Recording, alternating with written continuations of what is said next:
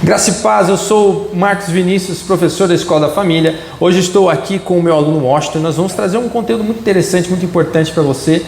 Hoje nós vamos falar sobre a alegria na perseverança. Eu estou aqui com o Washington, que estudou junto com o seu grupo ali, acredito que preparou um conteúdo bem interessante para nós. E Washington, eu queria começar para você falando o que você tem a dizer sobre a alegria na perseverança. A alegria na perseverança é nada mais do que a gente saber se alegrar na esperança que nós temos em Deus. A esperança, ela vem de Deus. Em Romanos 5:3, não somente isso, como também nos gloriamos nas tribulações, porque aprendemos com a tribulação que produz a perseverança. A perseverança produz um caráter aprovado, e o caráter aprovado produz confiança. Muito bem. Washington, em geral, o crente, ele é alegre? Ele tem que ser alegre, porque em Judas 1:9 fala que Cristo, nosso Jesus Salvador, nós temos que ser alegres para Ele nos apresentar a Deus no grande dia e sempre, como sem mácula, sem irrepreensíveis e alegres, porque a alegria é um fruto do Espírito. E se nós não temos alegria, acredito também que nós estamos um pouco fora do Espírito Santo. Eita, então vamos lá, hein? A alegria é um fruto do Espírito. Então, o crente que não é alegre já é um crente que tem que se encher mais do Espírito Santo, né? E é interessante que o fato de a gente saber que nós vamos conseguir chegar lá, né, que, como você citou em Judas, né, aquele que é poderoso para nos impedir de cair, né? Então a gente pode ser alegre sabendo que Ele vai nos capacitar, Ele vai nos guardar e a nossa esperança está nele. Então, você acha que o crente ele tem que ficar alegre quando ele está ganhando carro, quando ele está conseguindo a casa dele, quando ele consegue uma bênção, ou a alegria dele tem que estar em outra coisa? A alegria dele está em Deus. Alegrei-me quando me disseram, vamos à casa do Senhor. A alegria de Davi não estava em quando ele vencia uma batalha ou quando ele se casava. A alegria dele estava em Deus. Quando alguém chamava ele e falava, vamos no templo, vamos adorar. Então eu acho que a alegria, como está escrito em Romanos 5:3, a alegria ela vem da esperança. A esperança... ela não frustra. Isso, a perseverança produz um caráter aprovado. Se você tem alegria, você vai estar esperando em Deus. Se você está esperando em Deus, você vai passar por tribulações e vai falar, estou com Deus, estou de boa, passo pela tribulação, vai me dar um caráter aprovado e uma boa esperança. Ou seja, se a minha esperança está em Deus, Deus ninguém tira de mim. Ninguém tira de mim. Então se ninguém tira Deus de mim, não tem como eu ficar triste. Não tem. Então a minha esperança está nele. Está nele. Então, a minha alegria também. Que bom, cara. Então, glória a Deus, fico muito feliz por saber disso, que nós podemos esperar nele e não em qualquer outra coisa. E ao esperar nele, a minha alegria ela é certeza, pleno. Não tem pleno, não tem como errar, certo? E você quer falar de algum testemunho, de algum personagem bíblico que vem à sua mente? Alguém que se alegrava, você via que a alegria dele estava na certeza de algo que era além do hoje e do agora. A esperança naquele tempo não tem o mesmo significado de hoje em dia. A esperança daquele tempo era algo que era certo. Você sabia o que viria, você tinha plena confiança, você sabia que aquilo viria e você esperava, confiava, perseverava naquela crença. Um nome muito confiável, provado, experimentado foi Jó. Como o meu irmão Moisés falou, ele passou por todas as tribulações possíveis, perdeu o filho, a esposa rejeitou ele, perdeu tudo que ele tinha, mas ainda assim ele esperou em Deus, ele foi alegre, ele viveu conforme Deus queria. Então eu acho que um grande exemplo, personagem biblicamente falando, é Jó, que sempre perseverou, sempre teve esperança em Deus, era firme e correto naquilo que ele tinha a esperança dele. Ok, muito bem, né? Ele falou, eu sei que meu Redentor vive, né?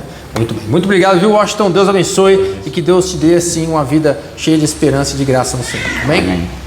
Eu estou aqui com a Edneia, líder do Ministério de Casais da minha igreja, para os íntimos, Senhora Smith. Tem uma vida poderosa, um testemunho assim, transformador, sempre tem sido uma referência para nós. E hoje eu quero conversar com ela sobre como ter paciência na tribulação. Eita, Ednei, como ter paciência? Olha só, o que fazer quando na prática nós não sabemos o prazo que a tribulação vai durar? Primeiramente, muito obrigada pelo convite, agradeço. Vamos lá então. Paciência não é fingir que está tudo bem. Não é fingir que está tudo bem e que deu tudo certo, não. Paciência é você ter um coração firmado. É você saber onde você está, em quem você crê. Se seu coração estiver firmado na rocha, você tem que ter esperança, suportar as lutas, resiliência. Você precisa ser resiliente, Não desistir. Uma coisa que a gente estava conversando, que fé e dúvidas não andam juntos. Onde tem fé, não tem dúvida. Se a dúvida entrar, a fé vai embora. Mas quem tem fé, não deixa a dúvida entrar. E tribulação, as pessoas pensam que é um sinal de derrota. Não é um sinal de derrota. Tribulação, ela faz parte do caminho do amadurecimento. Dizer para todo mundo, que há esperança na tribulação. Qual que é a esperança? A salvação. Qual que é a esperança? O reino de Deus. Muito bem, então, mesmo sem saber um prazo, a gente ainda pode ter paciência, E quais são os recursos, Quais são talvez as estratégias, as ferramentas que o cristão tem durante essa tribulação? Aquela frase que o nosso pastor fala: o mal que me fizeram foi o bem que me trouxeram. Então, lá em Filipenses 1, 12 ao 14, Paulo, ele está numa situação muito difícil. Ele está preso, mas ele soube transformar essa dificuldade, essa adversidade em oportunidade. O que ele fez? Ele aproveitou para ganhar almas de quem? Daqueles soldados romanos que estavam lá presos lá. Verdade. Eu posso falar uma experiência que a maioria das pessoas conhece. O David ficou um tempo, num lugar que ele estava privado da sua liberdade.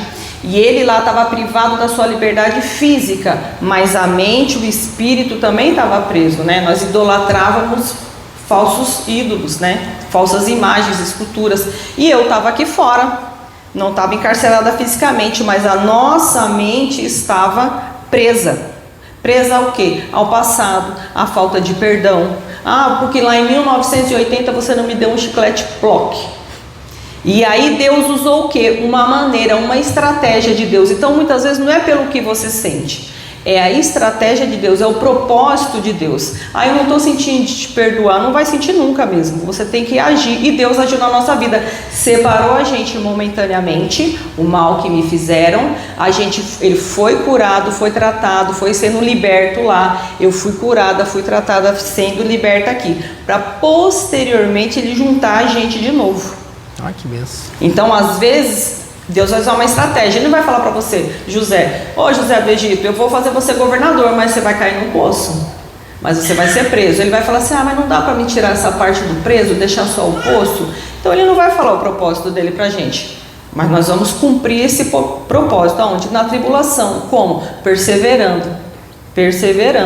E depois que tudo isso passa, as pessoas podem perguntar para você assim: mas como que você passou por isso?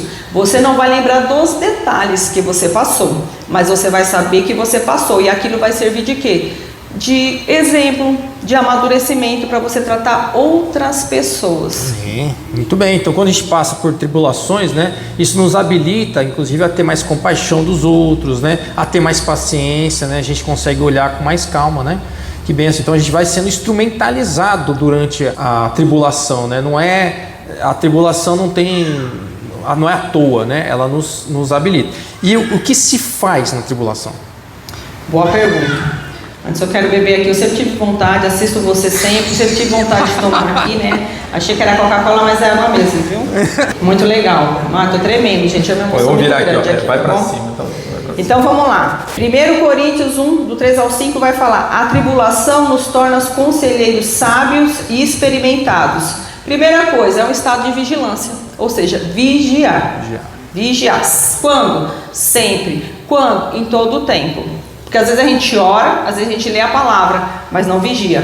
Vigiar, orar, ler a palavra. A gente pode ter também um aprendizado. Aonde que a gente pode ter um aprendizado? Na célula, na escola da família, num curso, com pessoas, por exemplo, eu quero pedir um conselho para uma pessoa, um conselho financeiro. Aí você vai pedir para uma pessoa que é falida?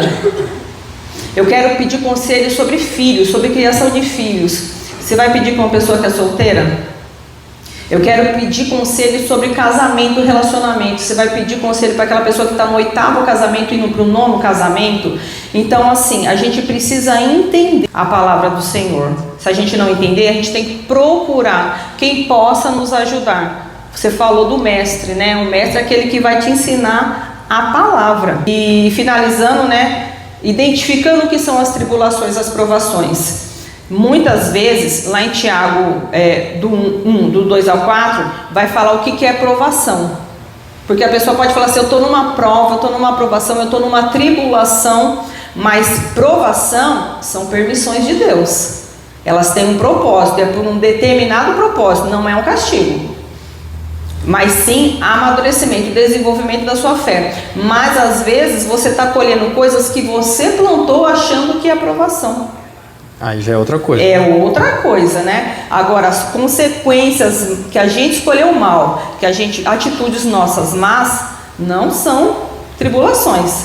Aí você precisa examinar, pois o homem é a si mesmo, e entender o que você está fazendo, certo? E para finalizar, gente, eu gostaria de falar para vocês o seguinte, né? Lá em Marcos, do 4 a 35, está falando sobre uma tempestade. Jesus estava num barco, estava tendo uma tempestade, correto? Sim. Jesus estava fazendo o quê? Dormindo. Os discípulos estavam como? Desesperados. Atribulados, certo? Jesus, ele viu que o barco era feito por homem, mas ele estava dormindo porque a confiança nele estava naquele que fez o mar. Oh, glória. Depois, lá em Atos 14, Pedro estava preso. Herodes já tinha matado Tiago. E falou, depois da Páscoa a gente conversa, eu vou te apresentar. Ele falou, depois da Páscoa eu vou morrer, você já matou um, vou matar eu. E o que Pedro estava fazendo quando o anjo chegou? Dormindo. Por quê? O anjo chegou lá e falou, seu Pedrão, você está dormindo? Ele falou, seu anjo, o negócio é o seguinte, eu estava no barco. O meu mestre me ensinou que quando a tribulação vem, a gente precisa aprender a descansar. Então é sobre isso daí. Muito bom. Você precisa descansar no período da tribulação, porque pensamentos geram sentimentos que geram atitudes. Você está pensando algo na tribulação, você sente alguma coisa e age diferente. Exatamente. Descansa. Então você tem que aprender tanto a ficar vigilante, como também a descansar no meio da tribulação. Muito bem. É isso aí. Muito obrigado, Edneia. Obrigado Deus pelo abençoe. convite. Te sigo lá, comenta, curte, compartilha. Muito bem, gente. Ok, muito obrigado. E é isso aí, viu? Forte abraço. E agora estou aqui com a líder do Ministério Infantil, nossa amada aqui da irmã Miriam. Vai falar para nós um tema muito importante sobre perseverar na oração. Ô, glória, eu fiquei sabendo que você estava na oração, né, irmã Miriam? Boa noite. Sim, estava na oração. Que benção. Então, eu queria fazer uma pergunta para você, começar com uma pergunta tranquila. Irmã Miriam, o que você tem a dizer para nós sobre esse tema? Perseverar na oração. Perseverar na oração é a constância, independente da circunstância. Independente do que você esteja passando, a tribulação que você esteja passando, você perseverar. Passou ou não, continue na oração, né? Não pare. Ah, muito bom, porque às vezes a gente fica no meio da tribulação, a gente ora, a gente, né, clama. Passou a tribulação, a gente, né? Então, muito bem. Então, a gente aprendeu com a Edneia que a gente tem que ficar vigilante na tribulação, mas também, quando passa a tribulação, a gente tem que continuar a vigilância. Qual exemplo bíblico você poderia me contar de uma pessoa que perseverou assim na oração? Eu tenho a história de Ana, que fica em 1 Samuel, capítulo 1, que diz que ela perseverou em oração, mesmo com tudo que ela passou, né? Que ela teve amada e cerrada por Deus, e que ficava ali no seu pé. Aí de ano em ano, Ana subia, né, para o templo para poder estar ali fazendo sacrifícios, né, junto com Eucana, seu esposo. E ela ia e não desistia, até Deus a ouvir e dar seu filho. Amém. Ana é um excelente exemplo, né? Ela permaneceu orando, intercedendo. Ela sabia quem que podia trazer a resposta para ela, que era só Deus que podia fazer aquilo, né? Muito bem. Existe algum outro versículo na palavra de Deus que você queria falar sobre esse tema? Sim, que fica em Romanos 12:12. Diz assim: alegrem-se na esperança, sejam pacientes na tribulação e perseverem na oração. Tanto que Ana, ela perseverou, ela teve a vitória, teve seu filho, mas ela não parou ali, ela voltou ao templo, deixou seu filho lá e o Senhor a abençoou com mais e 2 filhas mulheres, porque ela foi perseverante. E é linda essa história, né? Aí, inclusive, o próprio Jesus diz em Lucas 18:1, ele diz assim: Jesus lhe contou uma parábola para mostrar que deviam orar sempre e nunca desanimar. Que a gente nunca deve desanimar em oração, né? Que venha a alegria, venha a tristeza, continue em oração, que a oração é o combustível, né? Para a gente continuar vivo, respirando, é tudo. Falar com Deus é maravilhoso. Amém, né? Glória a Deus, né? A gente sabe que quando a gente precisa de alguma coisa, por causa de casa, de carro, de trabalho, a gente insiste, tenta de novo, volta o documento, a gente volta lá e tenta e vai até sair, quanto mais o nosso Deus, né? Que não é um juiz ímpio, né? Então, com certeza, a gente tem que perseverar na oração que Ele vai dar a resposta, amém? Muito obrigado, meu Miriam. Um exemplo para nós, né? Nós sabemos como Deus tem te abençoado, né? Mãe também, uma mãe com filhos abençoados, né? Uma mulher de Deus aqui na nossa casa. Deus abençoe, viu? Amém. Muito obrigado. Estou aqui agora com o nosso amado irmão Ari, que ele é o líder do Ministério de Ação Social da igreja, tem dado um excelente exemplo para todos nós aqui, uma alegria muito grande. E Ari, eu quero fazer uma pergunta para você, Ari, para a gente começar. O que você entende dessa frase, compartilhar a necessidade dos santos? Graças a Deus, pastor. Amém. É um prazer estar aqui com você. O que eu entendo como compartilhar a necessidade dos santos? Para que eu possa compartilhar a necessidade dos santos, eu preciso estreitar o laço de comunhão. Opa, verdade. Preciso estreitar o laço de comunhão. Numa conversa informal, o nosso exemplo é o nosso café pós-culto. Naquela comunhão é um exemplo de que você pode estreitar o seu laço de comunhão com o seu irmão. Numa conversa informal, olho no olho, você vai perceber discretamente se seu irmão está necessitando de algo ou não. E aí você vai abrir o assunto, né? Tendo liberdade com ele, aí você vai abrir o assunto e vai compartilhar e poder saber o que ele está necessitando. Mas para isso você tem que estreitar os laços de comunhão. Então só pela internet não dá, né? Não, tem que ter comunhão. Tem que ter comunhão. calor Humano. Muito bem. E como perceber essa necessidade na igreja? Precisa manter a comunhão, manter a proximidade, manter esse laço estreito, né? Nós precisamos, eu dei o exemplo do café pós-culto, toda igreja ela tem essa liberdade de estar se reunindo com você informalmente, pós-culto, conversando com você pessoalmente, conversando com você, conhecendo você pessoalmente, e assim ela vai estreitar esse laço com você e aí assim a gente vai começar a perceber as necessidades uns dos outros. Caso contrário, se a gente se mantiver disperso, não há como perceber a necessidade. Não havendo percepção, não há como ajudar. Muito bem, então a igreja é um lugar, uma excelente oportunidade de estreitar laços. Sim. Não é só aquela questão de ir assistir o culto e ir embora, né? A gente tem que ir no meio do culto, depois do culto, conversar com o irmão, trocar ideias, e a gente pode perceber essa necessidade. Exatamente. Você tem algum testemunho para dar sobre isso aí? Tenho sim. Ano passado eu tive uma necessidade específica na minha vida e fui orientado por Deus a procurar alguns irmãos para pedir ajuda. E todos os irmãos que eu procurei, eles me ajudaram no aspecto de, não no aspecto de dinheiro, mas no aspecto de me ajudar com questão de mudança, reforma de apartamento, que bênção. Ajuda física, ajuda de tempo. Eles me doaram tempo, me doaram ajuda braçal. Isso é mais do que dinheiro. A gente prefere dar dinheiro do que ajudar fisicamente, né? Os irmãos que eu procurei me ajudaram no sentido de ir lá comigo, doar seu tempo, doar seu trabalho braçal. Isso é uma prova de que a igreja está aberta a essa questão de ação social. Né? Porém, como que eu pude chegar para esses irmãos e pedir ajuda? Por causa da comunhão que eu tenho com eles. Não havendo comunhão, não tenho liberdade para chegar para eles e pedir essa ajuda. Então, isso é uma prova de que, havendo comunhão, há liberdade para que a gente possa compartilhar as necessidades e, consequentemente, ajudar o outro na sua respectiva necessidade. É bem isso, exatamente. Sem a comunhão, a gente não tem o primeiro passo, né? Eu não vou pedir ajuda para alguém que eu não tenho nenhuma liberdade, né? Então, na igreja a gente vai construindo comunhão e a gente vai muito bem. A igreja tem cumprido esse papel? Boa pergunta. Boa pergunta. Essa pergunta ela já despertou no nosso debate ali algo muito interessante. Porque desperta a gente essa pergunta realmente. A igreja tem cumprido esse papel? A nossa igreja, especificamente, Família Debaixo da Graça, ela tem no seu coração, pelo fato de termos um pastor generoso, e assim como é o pastor, assim será a igreja. Então, a igreja tem no seu coração esse espírito de doar, de abençoar, de ser generosa, né? Porém, diante da demanda, nós temos feito pouco, né? Nós temos exemplo, semana passada nós tivemos a necessidade de confeccionar algumas cestas básicas. Eu expus nos grupos, os irmãos abençoaram, nós conseguimos atingir aquela meta, mas aquela meta era uma meta muito pequena diante da demanda que há.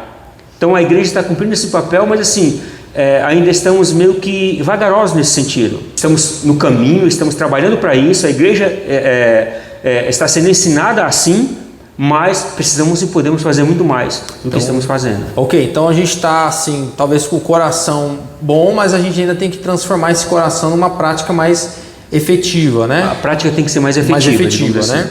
Assim. Você quer deixar um recado para quem quiser doar uma cesta básica, quiser com quem vai com você? Então, quer deixar um recado com relação a isso? Na verdade, qualquer trabalho voltado para a questão social, tanto você que tem a necessidade, quanto você que tem um coração abençoador, é só procurar a gente. Se quiser trabalhar também no trabalho social, se quiser se envolver, se quiser trazer uma ideia, se tem algo a compartilhar, se tem algo a fazer e quer trabalhar, tem um coração ardendo para trabalhar no trabalho social, é só procurar a gente, que a gente está aí para somar e fazer esse trabalho para a glória de Deus. Amém. Então, às vezes você quer ajudar e às vezes tem gente precisando de ajuda. Vamos juntar essas duas pontas, né? Ari, muito obrigado. Você continua esse trabalho maravilhoso. Que Deus te abençoe, viu? Estou aqui para concluir o nosso trabalho, esse tema maravilhoso que nós aprendemos hoje aqui na Escola da Família. E eu trouxe aqui o nosso grande especialista, nosso pastor amoroso aqui, pastor Leandro, nosso irmão músico, cantor, compositor, pastor, né? Pai agora, pai fresco. E ele vai falar para nós um pouquinho sobre hospitalidade. Queria só deixar um testemunho. O pastor me recebeu muito bem quando eu cheguei na igreja. Ele tem um coração muito grande com relação à hospitalidade. E eu quero já começar com uma pergunta básica. Pastor Leandro, o que é ser hospitaleiro para você? Amém. Para mim é um prazer estar aqui falando sobre isso, porque há bastante tempo a gente bate nessa tecla. A gente que está aqui na igreja há bastante tempo, porque se a pessoa não for bem recebida, dificilmente ela volta, né? Isso na nossa casa. Quem de nós às vezes vai visitar alguém e de repente é maltratado ou não foi bem recebido, vai querer voltar? É verdade. Se de repente a pessoa só fica... Você foi na casa de alguém, a pessoa só fica pegando no seu pé, ou talvez não te recebe da forma que deveria, você não vai querer voltar. E falando dessa pergunta, se não formos hospitaleiros, talvez as pessoas não consigam viver os outros temas. Nós colocamos isso na balança ali. Alegrar na esperança. Às vezes quem chega aqui, ela chega sem esperança. Quem chega numa igreja... E eu queria até dizer que a hospitalidade não é só receber em casa, como às vezes a gente pensa, mas a hospitalidade a gente pode praticar em todo e qualquer lugar que a gente for. E hoje, falando como igreja, as pessoas às vezes chegam sem esperança, as pessoas chegam cheias de tribulação e sem paciência, as pessoas chegam sem ânimo algum para orar, para buscar, e muito menos compartilhar as necessidades, porque a gente sabe que por aí afora... Quando você compartilha a necessidade, as pessoas talvez vão até te julgar. Quantos de nós que viemos de igrejas pentecostais, principalmente, não que a gente não seja pentecostal, a gente não ouvia que a pessoa está passando necessidade, às vezes ela está em pecado. Então, as pessoas às vezes se fechou. É o tratar de Deus, né? Deus está tratando, né? Não se intromete, né? Se fechou até mesmo para falar das necessidades. Então, ser hospitaleiros, eu até entendo que quando a gente consegue ser hospitaleiro, dificilmente a gente perde essas pessoas. E dificilmente as pessoas deixam de praticar essas outras coisas que foi falado. Hebreus 13:12 diz assim, não se esqueça da hospitalidade, foi praticando-as que sem saber alguns acolheram anjos. Eita, olha só, hein? Então às vezes a gente está perdendo a oportunidade de receber anjos em casa, hein? E é interessante, porque realmente Jesus era hospitaleiro, ele não tinha casa. Sim. Então não é só a questão de receber em casa, né? Muito bom. E pastor, o senhor é pastor, o senhor é líder na igreja. Ser hospitaleiro é só para liderança? Não, é justamente isso que a gente debateu bastante ali. Em Romanos 12:13, comunicai com os santos as suas necessidades, segui a hospitalidade, abençoai aos que vos perseguem e abençoai e não amaldiçoeis, alegrai-vos com os que se alegram e chorai com os que choram. Ou seja, nós podemos praticar a hospitalidade em todo lugar. E até nós separamos um trecho que a gente achou ali que diz: não só receber em casa, mas abrir espaço na vida. Ou seja, ser hospitaleiro é você abrir espaço também na sua vida. Não só receber em casa, talvez fazer um banquete, mas quando a pessoa sair dali a gente esquece de orar pela pessoa, a gente esquece de guerrear talvez algumas guerras pelas pessoas. E aí, falando sobre a hospitalidade ser para todos, Paulo fala, um dos trechos que está no nosso livro aqui, que nós estamos estudando, que eu anotei, Paulo fala que hospitalidade não se deve só ser fornecida, mas ser perseguida. Olha só. Ou seja, às vezes a gente olha e fala, mas a pessoa é muito difícil de ter acesso a ela. Aliás, perseguir oportunidades para a gente poder ser hospitaleiro com aquela pessoa. Não é assim, tentei, né? Não, você tem que insistir, né? Você tem que perseguir. Ó, que benção, né? E é interessante isso, porque a hospitalidade tem a ver com receber a pessoa dentro de você, né? Não só na sua casa, mas ela tem que estar dentro, né? Você tem que andar com ela, né? Sim. Muito bom. Podemos fazer mais, pastor? Você está satisfeito ou a gente pode fazer mais? Com certeza a gente pode fazer mais. Nosso pastor, ele fala bastante, né? Que o seu problema era seu até que eu soubesse do seu problema. Ou seja, a partir do momento que a gente sabe do problema de alguém, esse problema passa a ser nosso também.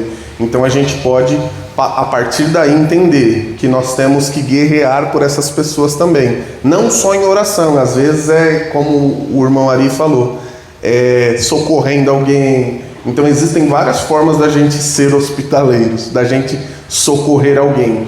E quando a gente fala em fazer mais, que podemos fazer mais, de bate contra a gente já lembrou daquela mulher sunamita que o profeta passava e ela olhava, ela servia de repente um café, ela o alimentava de alguma forma, mas um dia ela olhou e falou: eu posso fazer mais. Posso fazer mais? Boa.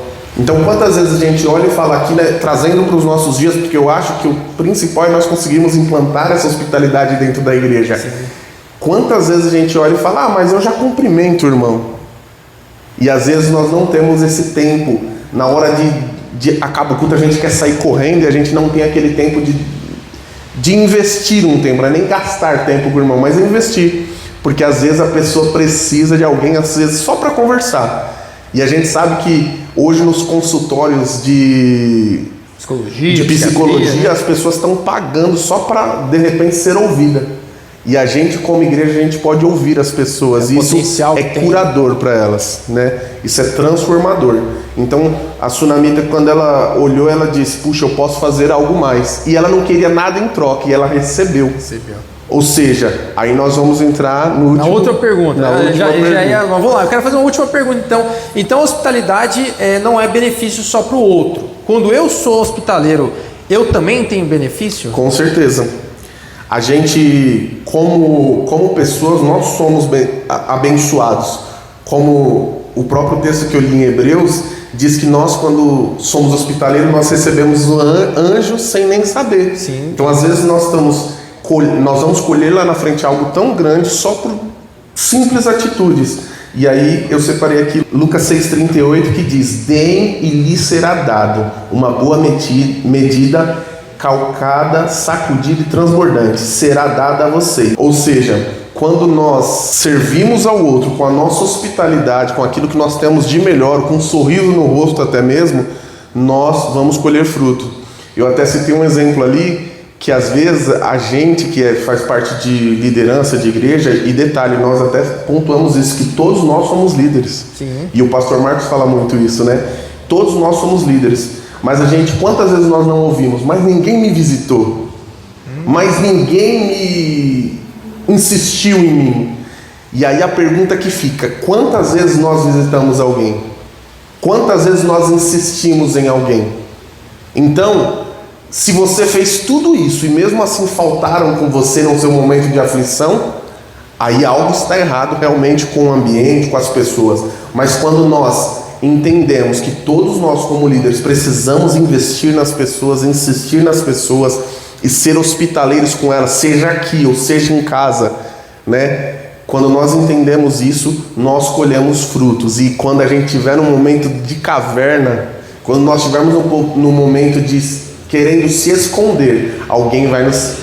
Deus vai mandar um anjo. Deus vai mandar um anjo, vai mandar pessoas para nos socorrer. Às vezes você é esse anjo, você não percebeu ainda, né? Sim. Muito bem. Pastor, muito obrigado, viu? Amém. Depois você vai lá em casa pra gente conversar mais? Vou. Então tá bom. Então, obrigado, Deus abençoe. Encerramos aqui, viu? Forte abraço, curte, segue, compartilha e estamos juntos, pessoal.